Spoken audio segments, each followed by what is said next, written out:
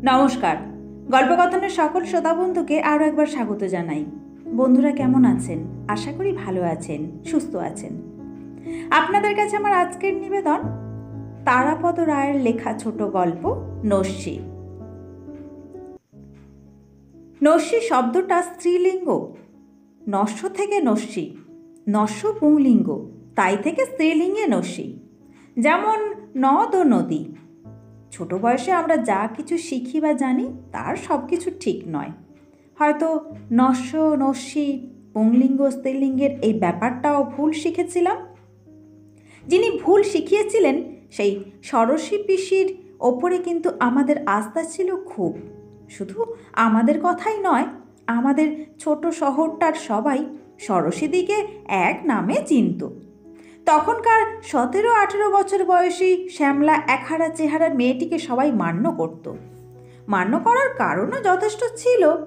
হিসেব মতো আমার ম্যাট্রিক পরীক্ষার বছর সেটা। ম্যাট্রিক। পৌর পাঠক, পৌরা পাঠিকা, তোমাদের কি এখনও মনে আছে ম্যাট্রিক? স্মৃতি বিদ্যালয়ের দোরগোড়ায় ম্যাট্রিক শব্দটা হঠাৎ ঘণ্টার মতো বেজে উঠল। আমি ছিলাম শেষবারের ম্যাট্রিক পরীক্ষার্থী। তারপর ম্যাট্রিক উঠে গিয়ে এলো স্কুল ফাইনাল। সে স্কুল ফাইনালও কবে উঠে গেছে। এলো সেকেন্ডারি। আমার ছেলেকে সেকেন্ডারি পরীক্ষা দিতে হয়েছিল। সবচেয়ে বেশি দিন, 4 দশকেরও বেশি কাল ধরে চলেছিল ম্যাট্রিক। আমি, আমার বাপ, কাকা সবাই ম্যাট্রিক দিয়েছিলাম। তার আগে এন্ট্রান্স চলেছিল সেই ইংরেজি শিক্ষার গোড়া থেকে। আমার জ্যাঠামশাই, ঠাকুরদা, ঠাকুরদার বাবা সবাই ছিলেন এন্ট্রান্স পাস। এই ধারাবাহিকতা চলেছিল এই শতকের প্রথম দশক পর্যন্ত। মধ্যে তো উঠেই গিয়েছিল প্রায় 10 ক্লাসের এই শেষ পরীক্ষাটা। চালু হয়েছিল 11 ক্লাসের শেষ পরীক্ষা। এন্ট্রান্স, তারও পরে ম্যাট্রিকের যে মর্যাদা ছিল এখন বোধহয় বেঁচে নেই। আমাদের বাসায় সেকালের এন্ট্রান্স ফেল মুহুরিবাবু গর্ব করে বলতেন, একটা এন্ট্রান্স ফেল 10টা ম্যাট্রিক পাশের সমান। এতকাল পরে এন্ট্রান্স পাস লোক আর একজনও বোধহয় বেঁচে নেই। আমার ক্ষমতা বা সম্বল থাকলে এই এন্ট্রান্স প্রজাতি নিশ্চিন্ত হওয়ার আগে শেষ মানুষটিকে খুঁজে বার করে সম্বর্ধনা দিতাম। তবে আমার মতোই ম্যাট্রিক পাস লোকেরা এখনও আছেন। 50-এর খারাপ দিকে, 60-এর কোঠায়, 70-এর, 80-র, হয়তোবা 90-এর কোঠায়। একটা সাধারণ গল্পে প্রবেশিকা পরীক্ষা নিয়ে এতখানি আদিক্ষেতা না করলেও চলতো, কিন্তু গল্পটা যে আমার নিজের ম্যাট্রিক পরীক্ষা সংক্রান্ত।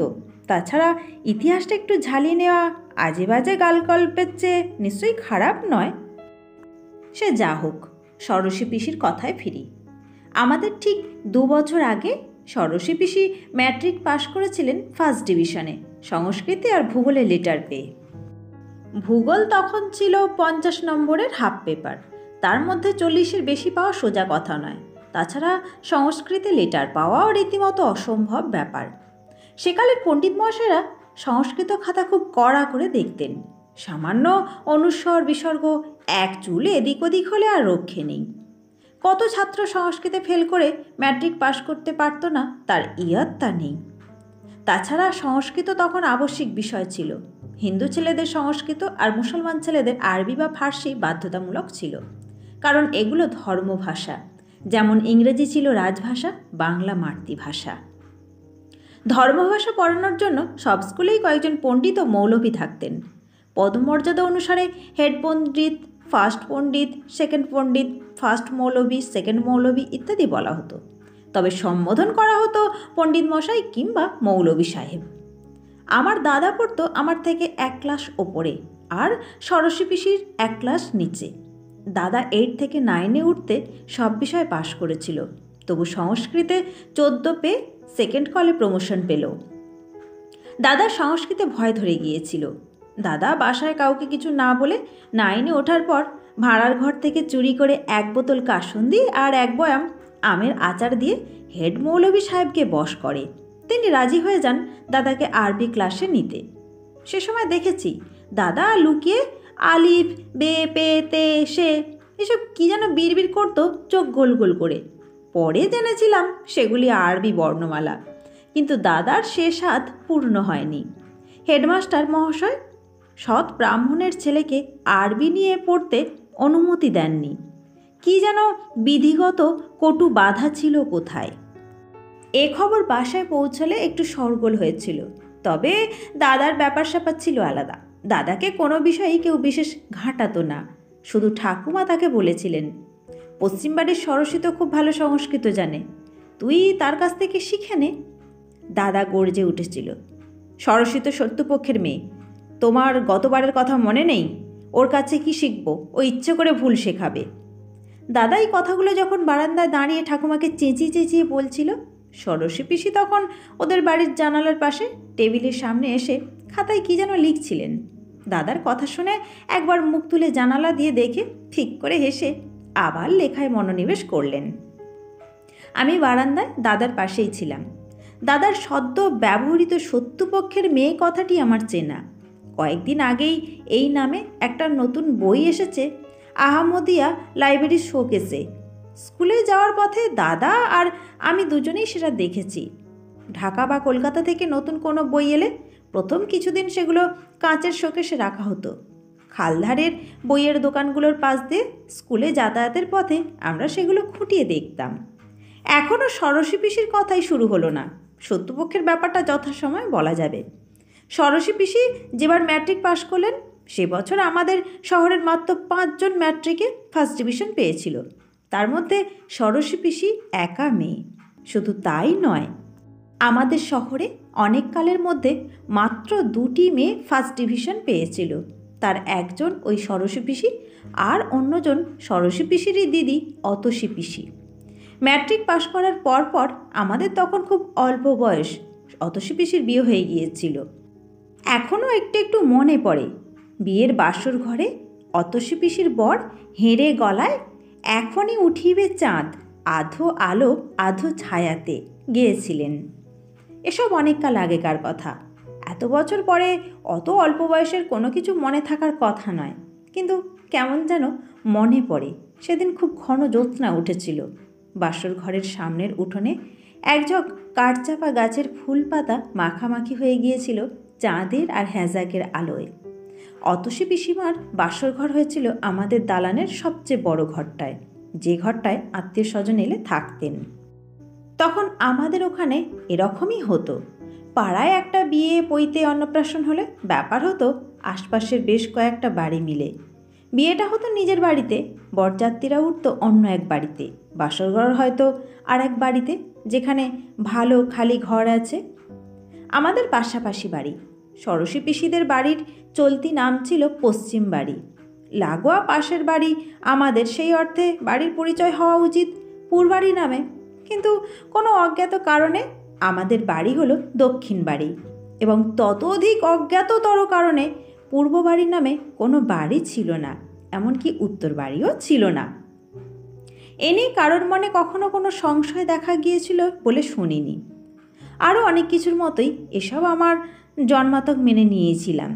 বোধহয় শহর যখন নতুন পত্তন হয় সেই সময় সীমানা নির্দেশক এইসব নামকরণ হয়েছিল, আর নামাঙ্কিত বাড়িগুলো স্থান বদল করেছিল। আমাদের বাড়ি নাকি আগে ছিল নদীর পাশে, বারবার ভাঙনের মুখে শহরের এপাশে উঠে এসেছিল। স্থান বদল দিক বদল হয়েছিল, কিন্তু বাড়ির নাম বদল হয়নি। পুরোনো দিনের কথা লিখতে গিয়ে কী যে সব অবান্তর কথা চলে এলো। স্মৃতি ঠাকুরানীর ঝুলিতে কী যে অবান্তর আর কী যে অবান্তর নয়, আমি হেন সামান্য রচনাকার সেটা কিছুতেই ধরতে পারি না। বরং সরস্বী পিসির কথা যেটুকু এখনও মনে আছে, শেষবার ভুলে যাওয়ার আগে সেটা লিখে রাখি। সরস্বী পিসির দেখতে সুন্দরী ছিলেন না, শ্যামলা, চিপচিপে, বাঙাল, মফস্বল শহরের ফ্যাশনহীন অনাধুনিকা। একটু আধুনিকতা অবশ্য ছিল, সেটা হলো পুরনো বাংলা ধরনের শাড়ি না পরে ড্রেস করে, মানে আজকালকার মতো কুঁচিয়ে শাড়ি পরা। সুন্দরী না হলেও বুদ্ধিমতী ছিলেন সরস্বী পিসি। বুদ্ধি ও মেধা তার যথেষ্টই ছিল। তার চোখে মুখে বুদ্ধির একটা আভা খেলে যেত, তবে তার সবটাই সুবুদ্ধি নয়, কিছুটা দুষ্টু বুদ্ধিও ছিল। না হলে শুধু শুধু আমাকে কেন শিখিয়েছিলেন লিঙ্গ পরিবর্তন করে নদ যেমন নদী হয়, বালক যেমন বালিকা হয়, সিংহ হয় সিংহী, তেমনই নস্য হয় নস্যি। এ গল্পের নাম নস্যি, সেই জন্যই বোধহয় নস্যির প্রসঙ্গটা স্বাভাবিকভাবেই এসে গেল।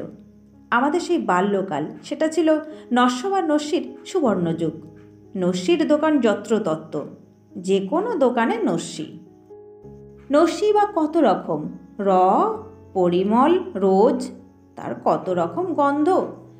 নস্যির কড়া ঘ্রাণ, রোজের গোলাপি সৌরভ, পরিমলে মধুর সুবাস। উকিল, ডাক্তার, মাস্টার, ছাত্র, মুহুরি, মক্কেল, ঝি, চাকর সবাই নস্যি নিত। তখন নাকি বাকিংহাম প্যালেসে রাজবাড়ির ডিনার শেষে নস্যি পরিবেশন করা হতো ব্র্যান্ডির বা লিকারের পাশাপাশি সোনার নস্যদানিতে। নস্যদানিও যে কত রকম ছিল, টিনের, পেতলের, রূপোর, পাথরের, হাতির দাঁতের, তার আবার কত কারুকার্য। অধিকাংশ নস্যির নেশার লোকের পকেটে দুটো করে রুমাল, একটা ময়লা মোটা কাপড়ের নস্যির রঙে চিত্র বিচিত্র, অন্যটি শৌখিন সাধারণ ব্যবহারের রুমাল। বাড়ির কাজের লোক সেসব ঘৃণিত নস্য কলঙ্কিত রুমাল কাচতে চাইতো না। গিন্নিরা নিজেদের চানের সময় বাঁ হাতে আলগোচে ধরে নাক সিটকিয়ে কর্তব্য পালন করতেন ওই রুমাল কেচে। নস্যি নিত না কে? হেডমাস্টার মশাইয়ের টেবিলে নস্যির আস্তরণ পড়ে থাকতো। হেডমাস্টার মশাই যখন ঘরে থাকতেন না, বুড়ো দপ্তরি চকমোচার ডাস্টার দিয়ে সেগুলি জড়ো করে নিজের টিনের কৌটোয় ভরে নিত। জজ সাহেব নস্যি নিতে নিতে সওয়াল শুনতেন। উকিলবাবু প্রকাশ্য আদালতেই নস্যি টেনে সওয়াল করতেন, তাতে আদালত অবমাননা হতো না। আসামি কয়েদখানায় ঢোকার মুখে শেষ টিপ নস্যিটা নাকে দিয়ে নিত। তাকে গারদে ঢোকানোর আগে জমাদার সাহেব তার পকেটে তল্লাশি করে তার নস্যির কৌটো বাজেয়াপ্ত করতেন। বেকার যুবক, খদ্দরের নস্যিরঙা পাঞ্জাবি পরা বিপ্লবী নেতা, বাজারের দোকানদার, দারোয়ান, কোচম্যান, প্রত্যেকের পকেটে বা কোমরের খুঁটে একটা করে নস্যির কৌটো। একদিন স্কুলে যাওয়ার মুখে ইদারার ধারে দাদার কাস্তে দেওয়া ছাড়া জামার পকেট থেকে বেরোলো এক নস্যির কৌটো। আমাদের বাড়ির পুরনো লোক সৌদামিনী দাসী সেই নস্যির কৌটো হাতে পায় কি ময়লা কাপড়ের বোঝা এক লাফে পেরিয়ে ইদারার ধার থেকে এসে পড়ল একেবারে বাড়ির মধ্যের উঠোনের মাঝখানে। সেখানে হাঁটু গেড়ে বসে পড়ে কপাল চাপড়াতে লাগলো আর চেঁচাতে লাগলো, ওগো আমাদের কি সর্বনাশ হলো গো, বড় খোকন না একেবারে গোল্লায় গেল গো। বড় খোকন মানে আমার দাদা। আমি আর দাদা দুজনেই খোকন, দাদা বড় খোকন আর আমি ছোট খোকন। সৌদামিনীর এই আর্তবিলাপে প্রাণাধিক কিশোর পৌত্রের পদস্খলনে যার সবচেয়ে বেশি বিচলিত হওয়ার কথা ছিল, সেই আমার পিতামহী তাড়াতাড়ি পূজার ঘরের মধ্যে ঢুকে পিতলের লক্ষ্মী মূর্তির নিচে থেকে তার উপর নস্যির কৌটো বের করে তার থেকে অ্যাক্টিভ নস্যি নিয়ে নাকে দিয়ে দ্রুত মালা জপতে লাগলেন। তখন ভাবতাম, ঠাকুমা নস্যি পায় কোথায়, কে এনে দেয়? এতদিন পরে এখন মনে হয় ঠাকুরদাই লুকিয়ে এনে দিতেন ওই নেশার দ্রব্যটি প্রিয় সহধর্মিণীকে। সেই দিন সন্ধ্যায় দাদার এই অধঃপতন নিয়ে বাড়িতে খুব শোরগোল হলো। সেদিনই সকালবেলা ঠাকুরদার কাছে তার মক্কেল এসেছিল, যারা ডাকাতি করে ধরা পড়েছে। এখন জামিন আছে। ধরা পড়ার সময় তাদের প্রত্যেকের কাছ থেকে একটা করে গুপ্তি আর একটা করে নস্যির কৌটো পাওয়া গেছে। ঠাকুরদার এন্ট্রান্স ফেল মোহরিবাবু জানালেন, ছোট ছেলের পকেট থেকে নস্যির কৌটো বেরোনোর গুরুত্ব বোঝাতে তিনি এই খবরটা দিলেন। দাদা কিন্তু নির্বিকার। বাড়ির নিচের বারান্দায় জটলা চলছিল। আমি আর দাদা ছাদের এক প্রান্তে অন্ধকারে দাঁড়িয়েছিলাম। ছাদ ঘেঁষে কয়েকটা পুরনো আম গাছ। বৈশাখের শুরু, কয়েকদিন আগে নববর্ষ গেছে। আমের মুকুল ঝরে গিয়ে সদ্য গুটি ধরেছে। আবছা অন্ধকারে থোকা থোকা আম ছবিতে দেখা আঙুরগুচ্ছের মতোই দেখাচ্ছে। 2-1 দিন আগে ঝড় বৃষ্টি হয়ে গেছে, কালবৈশাখী। আকাশে আজকেও মেঘ উঠেছে, বিদ্যুৎ চমকাচ্ছে। আমাদের দালানের পিছনের পুকুর পাড়ে ব্যাঙ ডাকছে, সঙ্গে তাল মিলিয়ে কাছে দূরে ঝিঝি ডাকছে। খালের ধারে সিনেমা হল থেকে মানে না মানা সিনেমার ডায়লগ ভেসে আসছে বাতাসে। সিনেমাটা দেখা থাকলে বেশ বোঝা যায় কোন জায়গাটা চলছে। নিচের তলায় কোলাহল স্তিমিত হয়ে এসেছে। দাদার বিচার সভা সাঙ্গ হয়েছে। দাদার ভবিষ্যৎ যে অন্ধকার এ বিষয়ে প্রায় সবাই একমত হয়ে যে যার কাজে চলে গেছে। অনেকক্ষণ চুপচাপ থাকার পর হঠাৎ পরম দার্শনিকের মতো দাদা আমাকে বলল, খোকন, কথাটা নস্য না নস্যি? আমরা বাঙাল দেশের লোক, আমাদের কথাবার্তায় সাধু ভাষার দিকে ঝোঁক বেশি। আমরা কলিকাতা বলি, লবণ বলি। আমরা নস্যি বলি বটে, তবে অনেকে নস্যও বলেন। সবাই বলে আমি অল্প বয়স থেকে একটু বেশি পাকা, তাই বোধহয় দাদার প্রশ্নের জবাবে বলেছিলাম, নস্য নস্যি দুই হয়।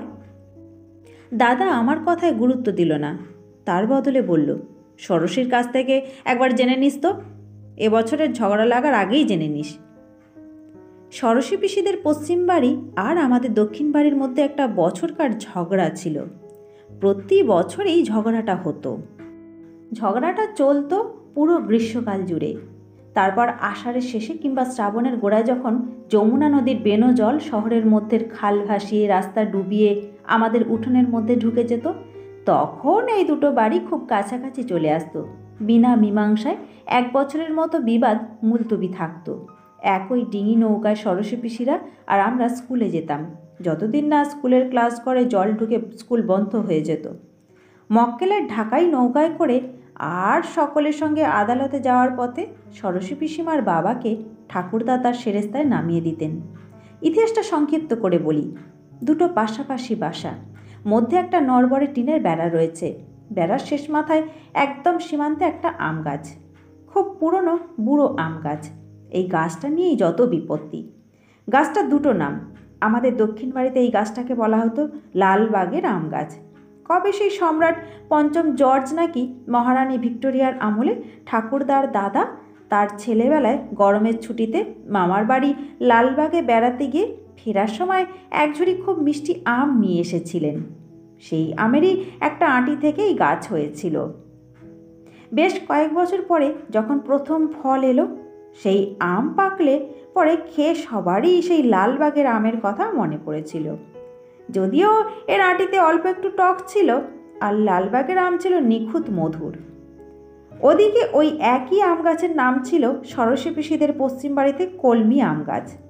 এই গাছের কলমের চারা নাকি ষোড়শী পিসির ঠাকুমা অনন্তকাল আগে ধামরাইয়ের রথের মেলা থেকে স্বহস্তে কিনে এনেছিলেন। সবচেয়ে গোলমাল বাঁধিয়েছিল দুই বাড়ির সীমানার ঠিক ওপরে এই আম গাছটার অবস্থিতি। আমি এখনও ভেবে পাই না এই একটি টোকো আম গাছ নিয়ে দুটো পুরনো সংসারের বন্ধুত্ব বছর বছর ভেস্তে যেত কী করে। দুটো পুরনো সংসার, প্রায় একই চৌহদ্দির মধ্যে পাশাপাশি বাড়ি। 100 বছরেরও বেশি পাশাপাশি ছিলাম আমরা।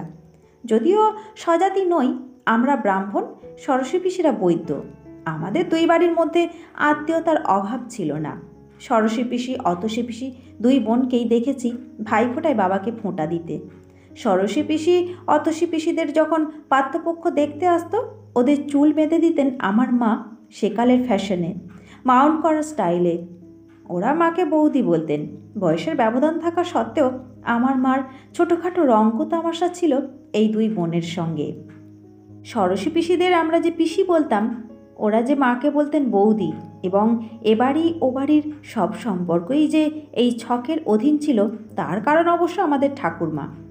আমাদের ঠাকুরমার বাপের বাড়ি মানে বাবার মামার বাড়ি ছিল যে গ্রামে, সেই গ্রামেরই মেয়ে ষোড়শী পিসির মা।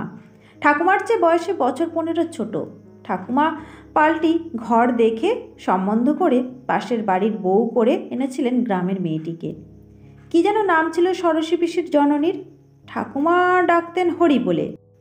রাগ করলে বলতেন হরির বড় বার হয়েছে, খুশি থাকলে বলতেন হরির মতো মেয়ে হয় না। হরি মানে যতদূর মনে পড়ছে হরিদ্রা সুন্দরী, আমাদের নোয়া ঠাকুমা। নোয়া মানে নিশ্চয়ই নতুন। গল্প লিখতে বসে অভিধান খুলব না, যা লিখছি তাই সত্যি। ষোড়শী পিসির মা আমাদের ঠাকুমাকে দিদি বলতেন। সেই সূত্রে তিনি আমাদের নোয়া ঠাকুমা বা নতুন ঠাকুমা। এইসব মধুর সম্পর্ক, পাতানো আত্মীয়তা নষ্ট হয়ে যেত কালবৈশাখীর ঝড়ে। ঝড়ের বাতাসে যখন সীমানার আম গাছ থেকে আম ঝরে পড়ত দুবাড়ির উঠোনে, তুমুল হুলস্থুল পড়ে যেত দুবাড়িতে। দুপক্ষই দাবি করত সব আমই তাদের প্রাপ্য, কারণ গাছটা তাদের। একবার আমিন ডেকে জরিপ করে এ সমস্যার সমাধান করার চেষ্টা হয়েছিল। তখন নাকি দেখা যায় দুবাড়ির মধ্যের সীমানা চলে গেছে সরাসরি আম গাছের বিশাল গুঁড়ির মধ্য দিয়ে। কিন্তু এতে সমস্যার সমাধান হয়নি। যতদিন গাছে আম থাকতো, জ্যৈষ্ঠ মাসের শেষ অবধি আম নিয়ে, আম পাড়া নিয়ে তুমুল বচসা চলত দুবাড়ির মধ্যে। কয়েক দশক ধরে এই গোলমাল চলেছিল। এই বচসা উত্তরাধিকার সূত্রে আমার ঠাকুমা পেয়েছিলেন তার শাশুড়ির কাছ থেকে। নোয়া ঠাকুমাও হয়তো তাই। দুবাড়ির মধ্যে কথাবার্তা, মুখ দেখাদেখি পর্যন্ত বন্ধ হয়ে যেত। টিনের বেড়ার অন্য প্রান্তে দুবাড়ির অন্দরমহলের মধ্যে যাতায়াতের একটা গেট ছিল। ঝগড়া চরমে উঠলে গেটটা পেরেক মেরে বন্ধ করে দেওয়া হতো। তখন আমি ষোড়শী পিসির কাছে প্রত্যেক দিন সন্ধ্যাবেলা যাই। সংস্কৃত, অঙ্ক এইসব একটু দেখিয়ে নিই। আমি ষোড়শী পিসি বলতাম বটে, দাদা কিন্তু তার সঙ্গে বয়সের সামান্য ব্যবধান মোটেই মান্য করতো না। দাদা তাকে নাম ধরেই ডাকত। তবে আমার মতোই দাদারও ষোড়শী পিসির বিদ্যাবত্ত সম্পর্কে কোনো সন্দেহ ছিল না। দাদার নির্দেশেই আমি ষোড়শী পিসিকে জিজ্ঞাসা করেছিলাম, কোনটা ঠিক, নস্য না নস্যি?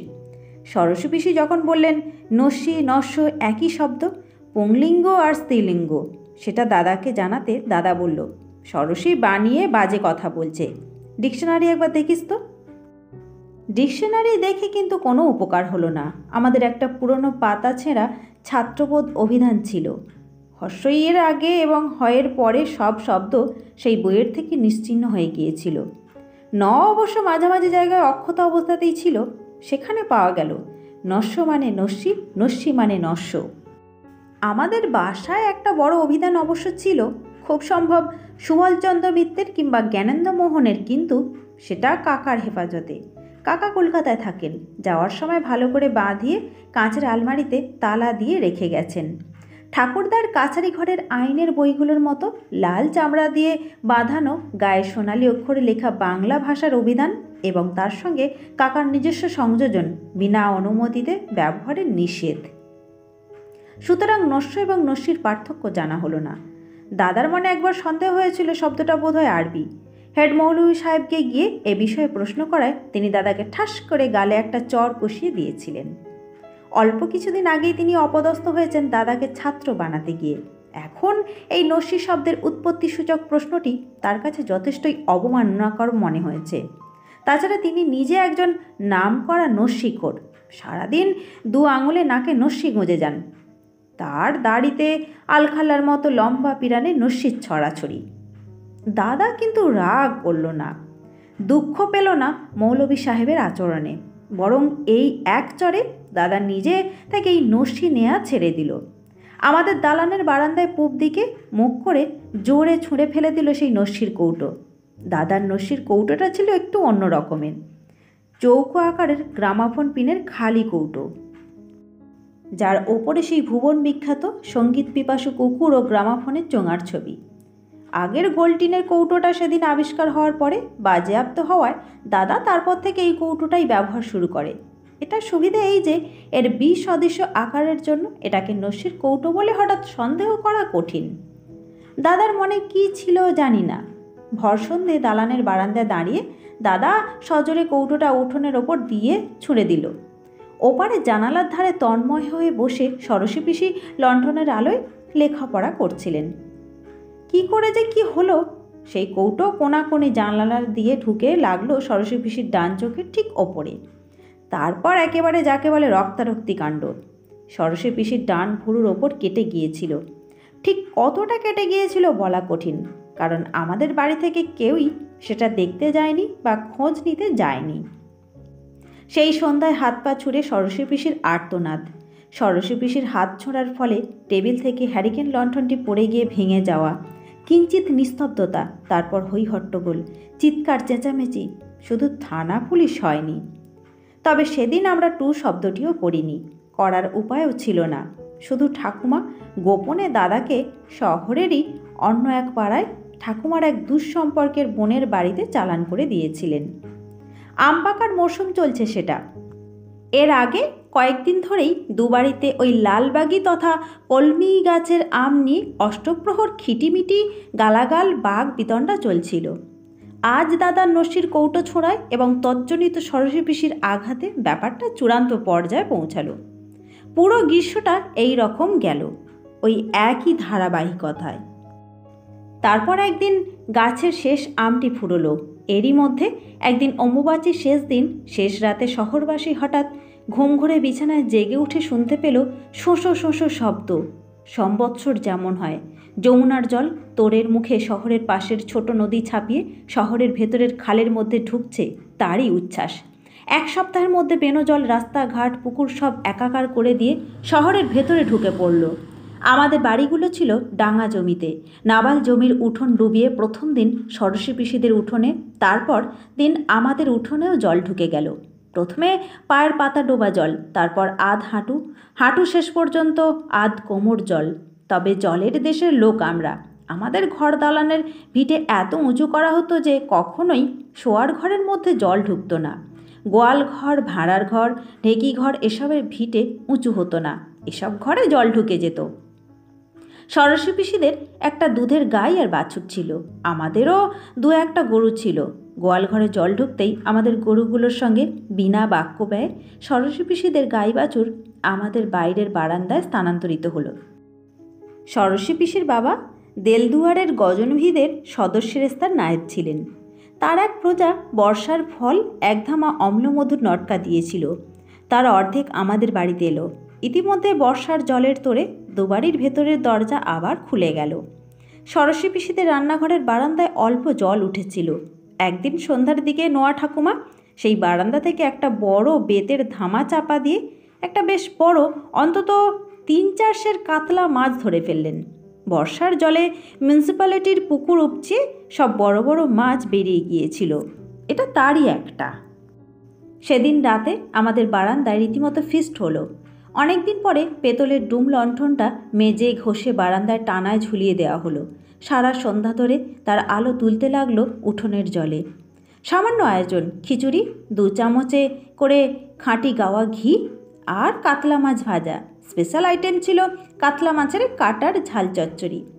গাছ কোমর করে শাড়ি বেঁধে সারা সন্ধ্যা বসে নিজের হাতে তরকারি কুটে মশলা বেটে ষোড়শী পিসি সেই চচ্চড়ি রাঁধলেন, মাছের কাঁটার সঙ্গে কচুরলতি, মিষ্টি কুমড়ো আর বরবটি দিয়ে। এখনও তার স্বাদ জিভে লেগে আছে। ষোড়শী পিসি যখন রান্না করছেন, কাঠের উনুনের গনগনে আঁচে তার মুখটা লাল হয়ে উঠেছিল, ঘামের বিন্দুতে ভরে গিয়েছিল।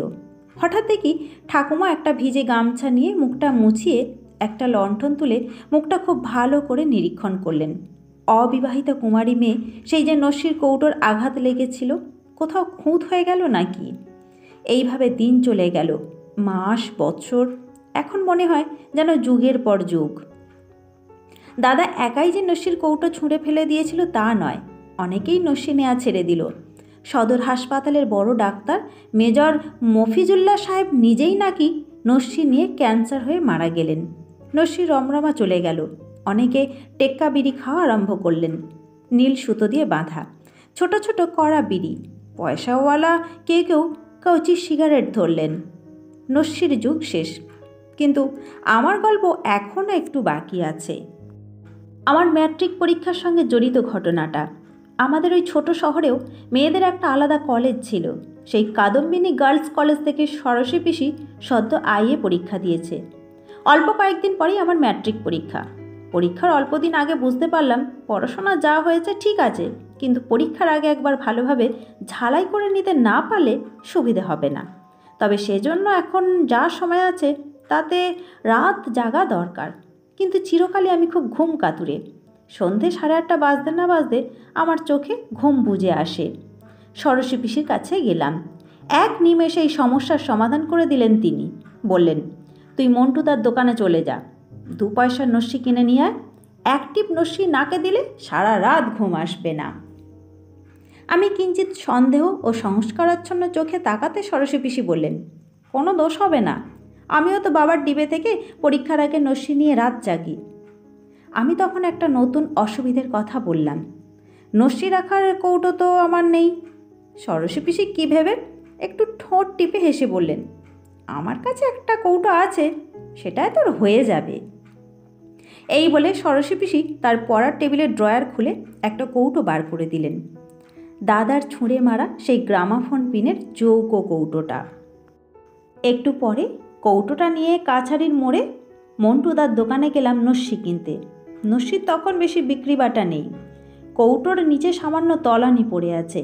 মন্টুদা বললেন, 2 পয়সার নস্যি হবে না, তুমি এখন এটুকু দিয়ে কাজ চালাও। 2-1 দিন পরে দোকানে নস্যি এলে পরে এসো, 2 পয়সার নস্যি নিয়ে যেও। সেই চৌকো কৌটোয় নস্যিটুকু পুড়ে বাড়ি চলে এলাম, কিন্তু নস্যি আমার নাকে দেয়া হয়নি। হাতের তর্জনী আর বৃদ্ধাঙ্গুষ্ঠের মধ্যে অ্যাক্টিভ নস্যি ধরে রাখলেই যথেষ্ট, এর চেয়ে বেশি আমার লাগে না, নাকে দেওয়ার দরকার নেই। ওই তলানি নস্যিটুকুতেই ম্যাট্রিক পরীক্ষা পার হয়ে গেল। মন্টুরদার দোকান থেকে আর 2 পয়সার নস্যি নিয়ে আসার দরকার হলো না। তারপর ম্যাট্রিক পাশ করে ছোট শহরের থেকে মহানগরে চলে এলাম। সেই চৌকো কৌটোর তলায় সামান্য 1 ফোঁটা ঝঝ চলে যাওয়া বিবর্ণ হয়ে যাওয়া নস্যি। আজও কৌটোটা হাতে নিলেই আমার হয়ে যায়, নাক পর্যন্ত নস্যি পৌঁছানোর দরকার পড়ে না।